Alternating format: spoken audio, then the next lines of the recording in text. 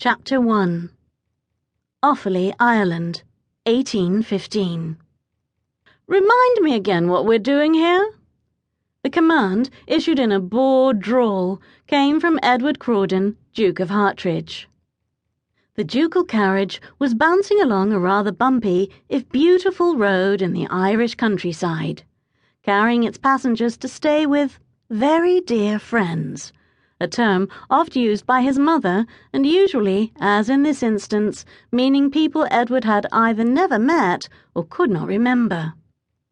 His mother speared him with a steely glint and slightly raised eyebrow, designed to quell his stubbornness, even from infancy. "I told you, dear, several times, we are to visit our very dear friends the Carringtons." "You do know, Mother," pressed Edward, "that I have never actually met the Carringtons."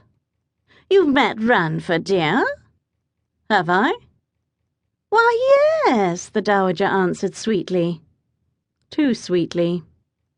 "And how old was I when I met him, Mother?" He speared her with a steely look of his own. "I cannot recall the exact age." "Take a guess." "Oh, about 3 or 4, perhaps." Edward smirked, as his suspicions were confirmed. There was something going on.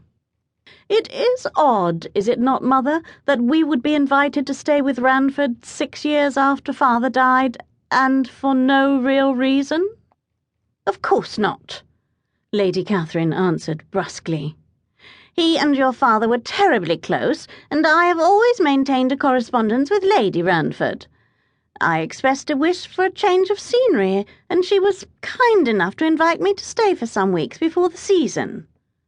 Would you have me travel here alone, at my age?" Edward looked at his mother and raised another eyebrow. His mother was far from in her dotage. At 54, she was neither old nor incapable of travelling without her son. She was fit, healthy, and had retained much of the beauty of her youth.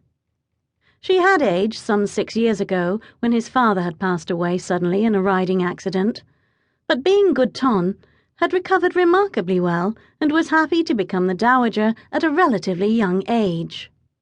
Now she could sit back, relax, and pressure her only son into marriage and the production of grandchildren. Besides which, she wasn't alone, never going anywhere without her lady's maid, Annie.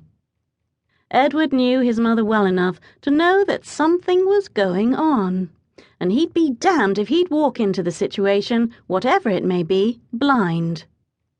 He turned to question the other occupant of the carriage, his cousin Tom.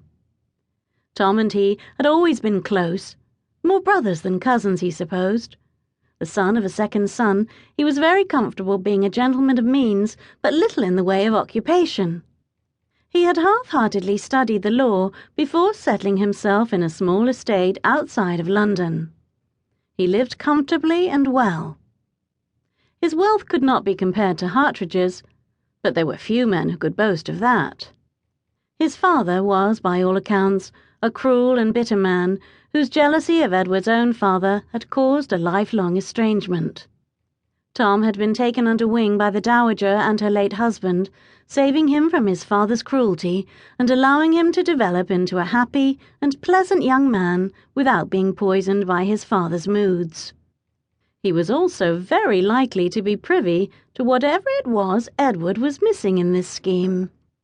"Well, Tom," he questioned, "are you going to tell me what's going on?" "Your Grace?" asked Tom politely. "Come now, Tom, do not play the innocent with me. I've known you far too long for that to wash. What am I doing in an Irish backwater?" "I am sure I do not know what you mean, Edward. Your mother wanted to visit with her very dear friends. It is only fitting that her son should come too." He blinked a few times, which was always a sure sign that he was nervous, but his face remained a cool mask of innocence.